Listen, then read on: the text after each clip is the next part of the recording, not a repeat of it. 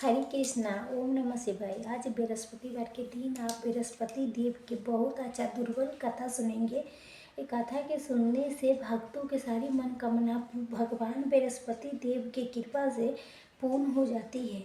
आइए बहुत श्रद्धा भाव से प्रसन्न चित्त मन से ये कथा के सुनते हैं। भारतवर्ष में एक प्रतापी दानी राजा राज करता था। वो नित्य गरीबों में ब्राह्मण में सहायता करता था। ये बात उसके रानी की अच्छी नहीं लगती थी, फिर भी नहीं गरीबों के दान देती थी, नहीं भगवान के पूजन करती थी, राजा के दान करने से मना करती थी। एक दिन राजा शिकार खेलने वन के गए थे तो रानी महल में अकेली थी। उसी समय बृहस्पति देव साधु वेश में राजा के महल में भिक्षा लेने के आई। भिक्षा मांगी तो रानी ने भिक्षा देने से इनकार कर दिया। फिर कहा, हे साधु महान, मैं दान पुण्य से तंग आ गई हूँ। मेरा पति पूरा धन लुटाती रहती है। मेरा इच्छा है कि हमारा धन नष्ट हो जाए, न रहेगा बांस न बजेगी बांसुरी। साधु ने कहा, देवी तो तू बहुत विचित्र औरत है। धन संतान तो सभी चाहती है, पुत्र लक्ष्मी तो पापी के घर भी होना चाहिए। तुम्हारे पास ज़्यादा धन है तो भोगों के भोजन दो, प्यासों के लिए पुलाव बनाओ, मुसाफिर के लिए धर्मशाला खुलवाओ। जो निर्धन अपने कुमारी कन्या को विवाह नहीं कर सकती है, उनका विवाह करा दो। ऐसी और कई कार्य है जिसके करने से यश पर तोल तकलीफ फैलेगा। परंतु राजी के उद्देश्य के कोई प्रभाव नहीं हुआ। बोली, महाराज आप मुझे कुछ न समझाए। मैं ऐसा धन नहीं चाहती हूँ कि हर जगह बांटती फिर दूँ। साधु ने उत्तर दिया कि तुम्हारा ऐसी इच्छा है तो तथास्तु।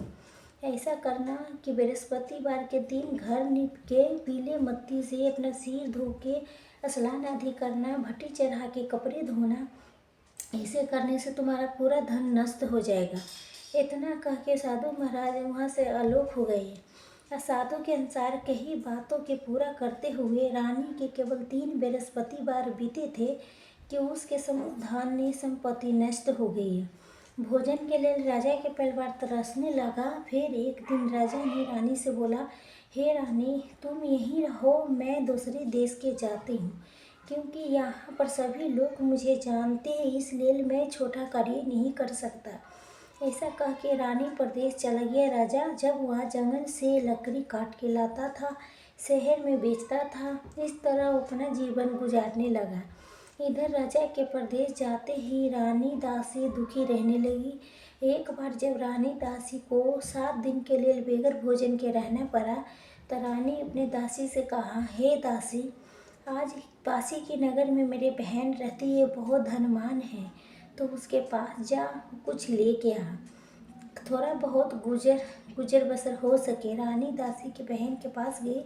उस दिन गुरुवार के दिन था। रानी की बहन उस समय बृहस्पतिवार के व्रत कथा सुन रही थी। दासी ने रानी की बहन को संदेशा दिखाया। जब रानी की बड़ी बहन कोई उत्तर नहीं दिया, जब दासी के रानी की बहन से कोई उत्तर नहीं मिला तो बहुत दुखी हुई, उसका क्रोध भी आया।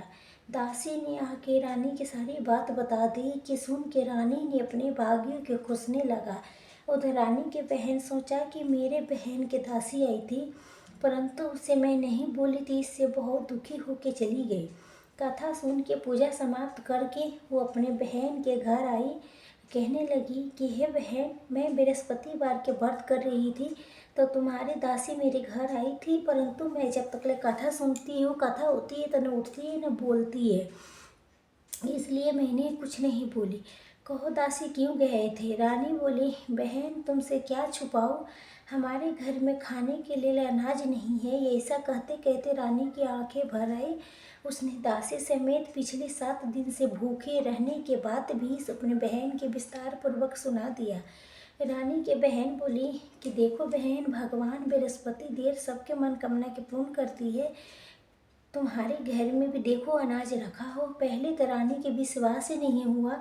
बहन के अगर करने पर दासी को अंदर भेज के सचमुच अनाज से भरा एक घड़ा मिल गया। ये देख के दासी के बहुत हैरानी हो। दासी रानी से कहने लगी, हे रानी, जब हमके भोजन नहीं मिलता था तब व्रत करती थी, इसलिए क्यों नहीं इसे व्रत विधि जान लिए जाए कि हम भी व्रत कर सके। तब रानी ने अपने बहन से बृहस्पतिवार के व्रत के बारे में पूछा तो उसके बहन बताया कि बृहस्पतिवार के व्रत में चने के दाल मुनकर से विष्णु भगवान की पूजा केरी के जल में पूजा करें, दीपक जलाए, व्रत कथा सुने, पीला भोजन ही करे, इससे बृहस्पति देव प्रसन्न होती है। अब व्रत भोजन विधि बता के रानी की बहन अपने घर को लौट गई। 7 दिन के बाद जब गुरुवार आया तो रानी दासी ने व्रत रखा था, गौशाल में जाकर चाना गुड़ लेके आई, फिर उसी केरा के जल में विष्णु भगवान की पूजा किया। अब पीला भोजन कहाँ से आए, इस बार के लेके दोनों दुखी हो गई कि वो व्रत रखा था कि इसलिए बृहस्पति देव उनसे प्रसन्न थे, इसलिए एक साधारण व्यक्ति के रूप धारण करके 2 थाली में पीला सुंदर भोजन देगी दासी के। भोजन पाके दासी बहुत खुश हुई, फिर रानी के साथ भोजन ग्रहण किया। जब उसके बाद सभी गुरुवार के व्रत भोजन करने लगी, पूजन करने लगी, बृहस्पतिवार की कृपा से उसके पास फिर धन संपत्ति आ गई है। परंतु राजा फिर पहले से तरह आलस करने लगी। तभी दासी बोला, देखो रानी, तुम पहले भी इस प्रकार आलस करती थी, तुम्हें धन रखने में कष्ट होता था, इस कारण से सभी धन नष्ट हो गया। अब जब भगवान बृहस्पति देव की कृपा से धन मिला है तो तुम फिर आलस करती हो। रानी के समझाते हुए दासी कहती है कि बड़ी मुसीबत के बाद हमें ये धन पाया है, इसलिए हमें दान पुण्य करना चाहिए, भूखे मनुष्य के भोजन कराना चाहिए, तब धन को शुभ कार्य में खर्च करना चाहिए, जिससे तुम्हारा कुल के यश बढ़ेगा, स्वर्ग की प्राप्ति होगी, पितृपक्ष पसंद होगा। दासी के बात मान के रानी अपना धन शुभ कार्य में खर्च करने लगी, जैसे पूरे नगर में उसका यश फैलने लगा।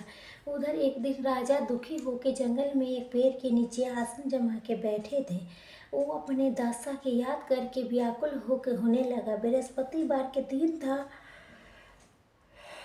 निर्जल वन में एक साधु प्रकट हो गए।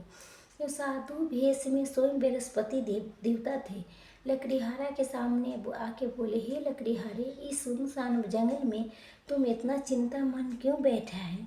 लकड़ीहारे ने दोनों हाथ जोड़ के प्रणाम किया, फिर उत्तर दिया, महात्मा जी, आप सब कुछ जानते ही है, मैं क्या कहूँ।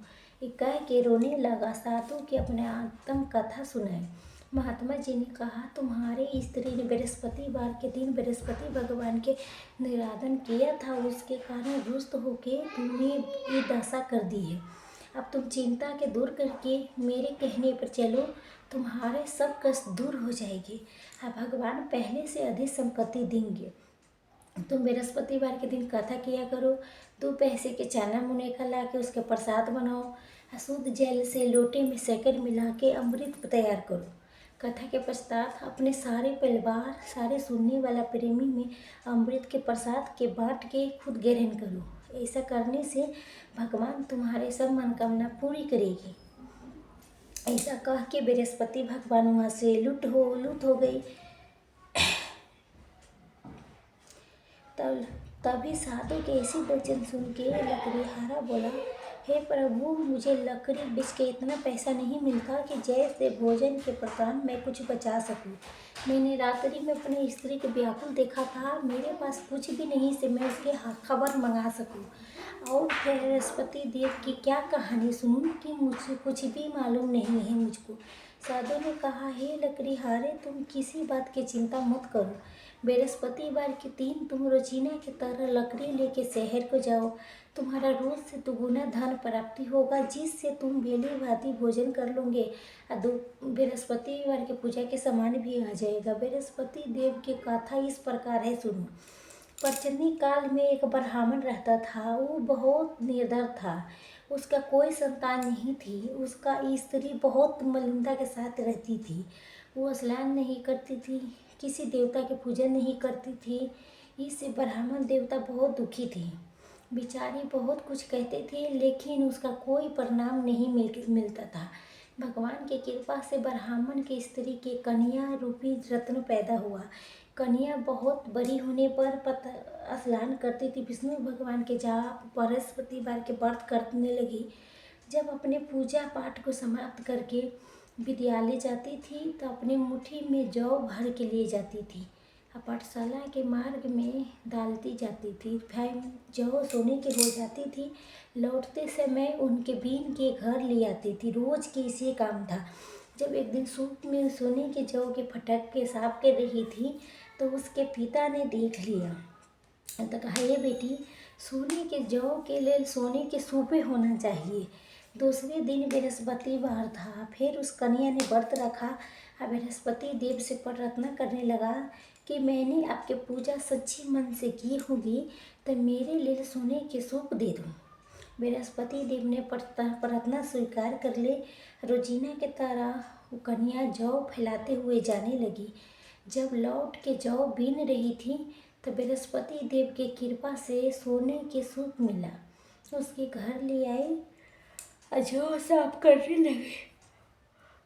उसके माँ के वही ढंग था, वही चाल था। एक दिन के बाद जब वो कन्या सोने के सूप में जौ साफ कर रही थी तो उस समय उस शहर के राजपुत्र वहाँ से होके निकला। इस कन्या के रूप कार्य के देख के मोहित हो गया। अपने घर आके अपना भोजन जल त्याग के उदास होके लेट गया। राजा के इस बात के पता लगा तब अपने प्रधानमंत्री के साथ उसके पास गए। बोले, हे बेटा, क्या हुआ? किस बात के कष्ट है कि किसी ने तुम्हारा अपमान किया था कि अथवा कोई कारण हो तो कहो। मैं वही कार्य करूँगी जैसे तुम्हें प्रसन्न होगा, अच्छी होगा। पिता ने अपने राज बात सुनी थी तो कहता है, पिता ने मेरे कोई बात की दुखी नहीं, मुझे कोई अपमान नहीं किया है, परंतु मैं उस लड़की से विवाह करना चाहती हूँ जो सोने के सूप में जौ साफ करती थी। ये सुन के राजा आश्चर्य में पड़ गए। या बोला से, हे बेटा, इस तरह की कन्या के पता तुम ही लगाओ कि उसके साथ तेरा विवाह अवश्य करा दूंगी। तभी पर राजकुमार ने उस लड़की के घर के पता बताया।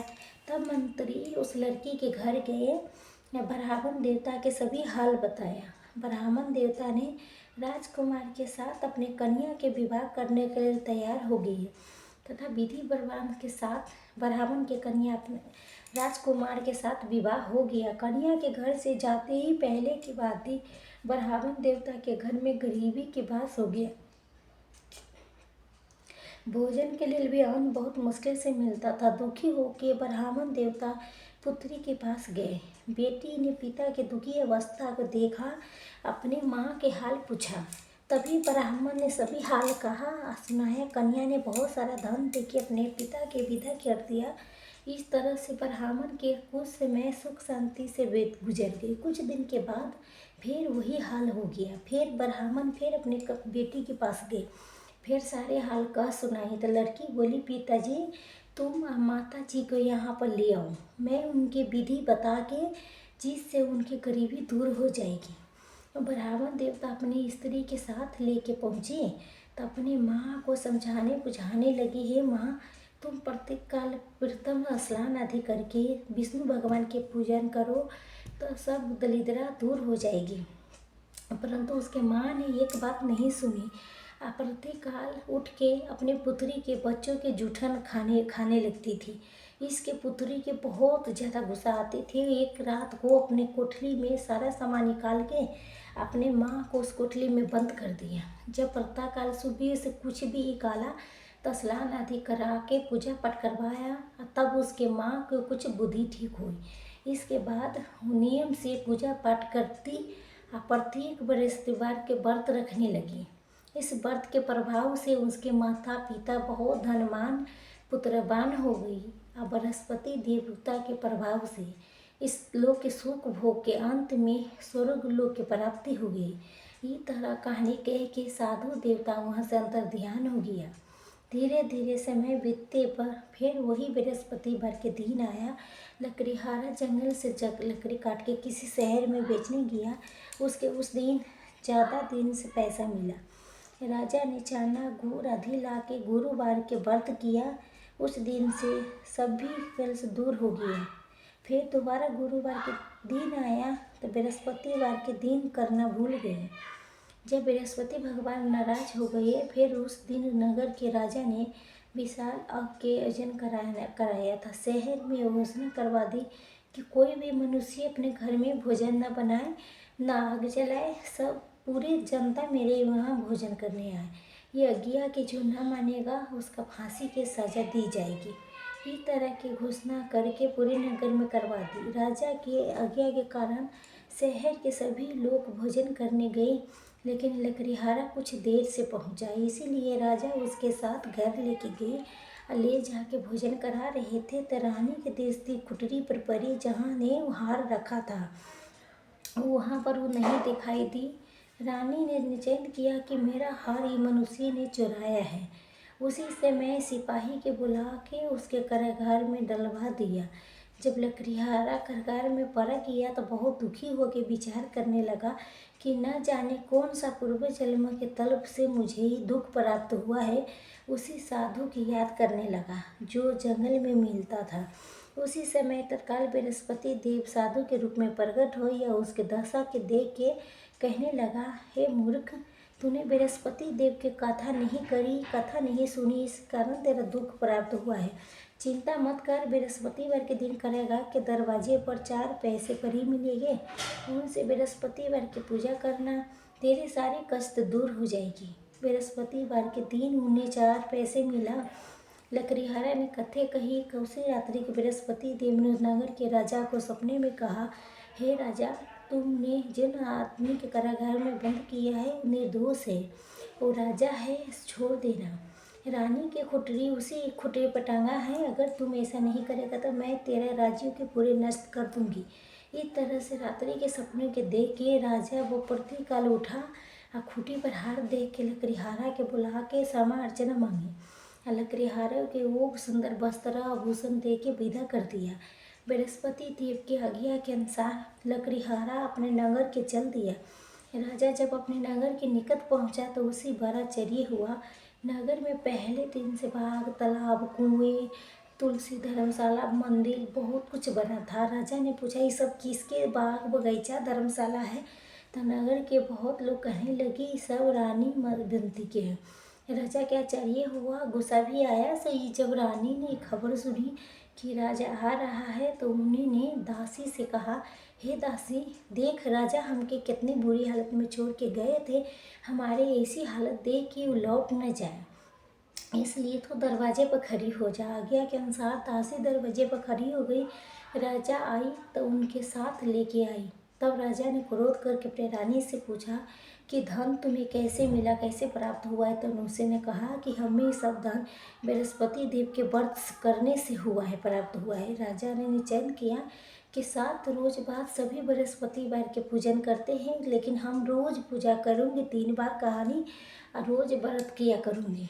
हर समय राजा के दोपट्टे में चने की दाल बनी रहती थी। दिन में 3 बार कहानी कहती थी। एक रोज जब राजा ने विचार किया कि चलो अपने बहन के वहाँ हो आती, इस तरह निश्चय करके राजा घोड़े पर सवार होकर अपने बहन के यहाँ चलने लगा।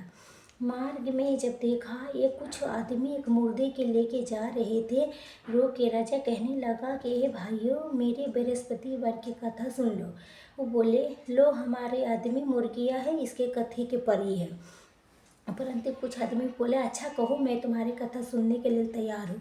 राजा ने दाली काली। जब कथा आधी हुई तभी मुर्दा हिलने लगा। जब कथा समाप्त हो गई तो राम राम कह के मनुष्य उठ के खड़ी हो गया। आगे मार्ग में इस किसान खेत में हर चलाता मिला तो राजा ने उसके देख के कहा, भाई मेरे बृहस्पतिवार की कथा सुन लो। किसान बोला, जिले जब तक ले मैं तुम्हारे कथा सुनूंगी, जब तक ले 4 हरैया जोत लूँगी, जा अपना कथा किसी और के सुनाना। इस तरह राजा ने अपना आगे चलने लगा। राजा के हाथ के ही बैल पछाड़ खा के गिर गई। जब किसान के पेट में दर्द होने लगा तभी उस समय उसके माँ रोटी लेके आई। तो उसके जब ही देखा तो अपने पुत्र से सब हाल पूछा। तब बेटे ने सभी हाल कह दिया कि बुढ़िया दौगी दौगी तो घुड़सवार के पास गई। उसे बोला, मैं तुम्हारी कथा सुनूंगी, तू अपने कथा मेरे खेत में चल के कहना। राजा ने बुढ़िया के खेत में जाके कथा के हित जिसके सुनते ही बैल उठ खड़ी हो गई। कथा किसान के पेट के दर्द भी ठीक हुई। राजा अपने बहन के घर पहुंचा। बहन ने भाई के खूब मेहमानी बाजी की। दूसरे रोज प्रातः काल उठ के राजा उठा तो देखने लगा यहाँ सब लोग भोजन कर रहे थे। तो राजा अपने बहन से कहा है, ऐसा कोई मनुष्य है कि जे भोजन नहीं किया हो, मेरे बृहस्पतिवार की कथा सुन ले। बहन बोला है, भैया यहाँ तो देश ऐसा ही है कि पहले लोग भोजन करते हैं, बाद में अन्य कार्य करते हैं। अगर कोई पड़ोस में हो तो देखिए आओ। ऐसा कह के देखने चली गई, परंतु उसका कोई ऐसे व्यक्ति नहीं मिला कि भोजन न किया हो। तभी कुम्हार के घर गई, तीसरा लड़का बीमार था, तो मालूम हुआ कि वो 3 रोज से वो किसी ने भोजन ही नहीं किया है। रानी अपने भाई की कथा सुनने के लिए कुम्हार से कहा, तो कुम्हार तैयार हो गया। राजा ने जाके बृहस्पतिवार की कथा कही, जिसके सुन के उसका लड़का ठीक हो गया। तब आप राजा के प्रसन्नता होने लगी। एक रोज जब राजा ने अपने बहन से कहा, है बहन, हमारे घर के जाएंगे, तो तैयार हो जाओ। राजा के बहन ने सास से कहा कि सास ने कहा, हाँ चली जा, लेकिन अपने लड़कों के मत लेके जाना, तेरे भाई के कोई औलाद नहीं है। तो बहन ने अपने भैया से कहा, भैया मैं तो चलूँगी, लेकिन कोई बालक नहीं जाएगा। तो राजा बोला, जब तो कोई बालक ही नहीं जाएगा तो तू भी क्या करोगी जाके। बहुत दुखी मन से राजा अपने नगर के लौट आया। राजा ने अपने रानी से कहा है, हम निर्वंशी है, हमारा मुंह देखने के धर्म नहीं है, कुछ भोजन आदि भी नहीं किया है। रानी बोली कि हे प्रभु, बृहस्पति देव ने हमें सब कुछ दिया है, हमारे औलाद अवश्य देंगे। उसी रात बृहस्पति देव ने राजा के सपने में कहता है, हे राजन, उठो, सभी सोच त्याग दो, तेरी रानी गर्भ से है। राजा की ये बात सुन के बहुत खुशी हुई। जब ही 9वें महीना में उसके गर्भ से एक सुंदर सा पुत्र पैदा हुआ, तब राजा बोला कि हे रानी, स्त्री बिना भोजन के रह सकती है, लेकिन बिना कहे नहीं रह सकती है। जब मेरे बहन आएगी तो उसके कुछ मत कहना। रानी ने सुन के हाँ तो कह दिया। जब राजा के बहन सुख समाचार सुना तो बहुत खुशी हुई, या बधाई लेके अपने भाई के यहाँ आया। तभी ने रानी कहा, घोड़ा चढ़ के तो नहीं आई, गधा चढ़ी आई है। राजा के बहन बोली, भाभी, जब मैं इस प्रकार नहीं कहती तो तुम्हें औलाद कैसे मिलता। बृहस्पति देव ऐसे ही है, जिसके जिसके मन में कामना है वो सभी के पूर्ण करते हैं। जो श्रद्धा के उससे बृहस्पतिवार के व्रत रखता है, उसकी कथा पढ़ता है अथवा सुनता है, तो दूसरों के सुनाता है, तो बृहस्पति देव उनकी सभी मनोकामना पूर्ण करती है। बृहस्पति देव सदैव रक्षा करती है। जो संसार में सद्भावना सच्चे हृदय से बृहस्पति देव के पूजन अर्चन करती है, उनकी सभी मनोकामना पूर्ण हो जाती है। उसी प्रकार पूर्ण होती है जैसे राजा रानी ने बृहस्पति देव के कथा के गुणगान किया था, उनके सभी इच्छा बृहस्पति देव ने पूर्ण किए थे। मनुष्य के हृदय से उनका मरण जयकारा करना चाहिए। तो प्रेम से बोलिए, बृहस्पति देव की जय, विष्णु भगवान की जय, समस्त देवी देवता की जय। आप भगवान बृहस्पति देव की आरती सफर समर के सुनेंगे। ओम जय बृहस्पति देवा, ओम जय बृहस्पति देवा, चिन्ह चिन्ह भोग लगाओ, ककली फल नेवा। ओम जय बृहस्पति देवा, तुमको पूरन मंतमा, तुम अंतर्यामी, जगत पिता जगदीश्वर, तुम सबके स्वामी। ओम जय बृहस्पति देवा, चरणामृत निजर निर्मल, सब पात्र हरता, सकल मनोहरत दायक, कृपा करो भगवन। ओम जय बृहस्पति देवा, तन मन धन अर्पण करके जो जय शरण परे, प्रभु जय परगत होकर आकर द्वार करे। ओम जय बृहस्पति देवा, दीन दयालु दयान भक्त हितकारी, पाप दोष सब हरता भंडहारी। ओम जय बृहस्पति देवा, सकल मनोहर दानक, सब संशय सारो, विषय कार मिटाओ, संपन्न सुखकारी। ओम जय बृहस्पति देवा, जो कोई आरती तेरी प्रेम सहित गाए, जे आनंद बन सोए निस्तेय फल पावे। ओम जय बृहस्पति देवा, ओम जय बृहस्पति देवा। प्रेम से बोलिए भगवान बृहस्पतिवार की जय। बोलिए भगवान श्री लक्ष्मी नारायण की जय। आपको आज की कथा पसंद आएगी, आरती पसंद आई होगी तो वीडियो के लाइक शेयर कीजिएगा। कमेंट में हर हर विष्णु नारायण बृहस्पति जी के जय जरूर लिखिएगा और चैनल के सब्सक्राइब लाइक कीजिएगा।